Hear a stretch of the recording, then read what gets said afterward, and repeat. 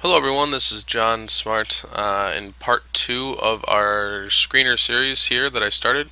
The first one was creating a graphical multiple choice question. As you can see here, we have a phone as the choice in a multiple choice question instead of text. In this part, in part 2, we're going to go through quickly how to get rid of the unsightly radio button on this quiz. So without further ado, let's get started. As you can see here, we already have the multiple choice question, and there is our wonderfully unsightly radio button that no one likes to see when they have pictures as a choice.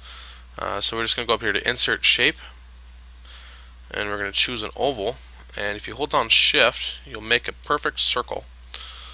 And just adjust the circle to cover the radio button. Ensure that there's no outline, and that the fill is the same color as the background of your slide, and you can see the radio button has disappeared. It's important to note the order of things here.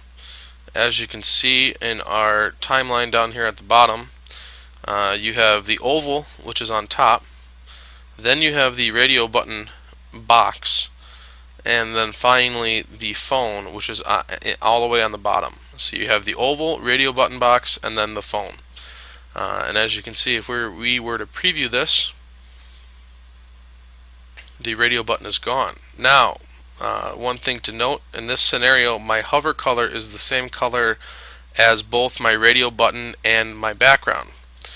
I did that by going to the Design tab, Colors, and you edit your color palette. And Accent 1 here, this choice here, is the hover color on your quiz. So I had it set as the same color as everything else, so you didn't see anything. However, if we were to change that hover color, we have to go back here real quick and just fill that to white, and we were to preview this, you will see that on the hover you have a white little circle where that oval is. If that doesn't bother you and you like to have the actual contrast on the hover, that's fine. It's purely personal preference, but either way, it still works. Have a nice day.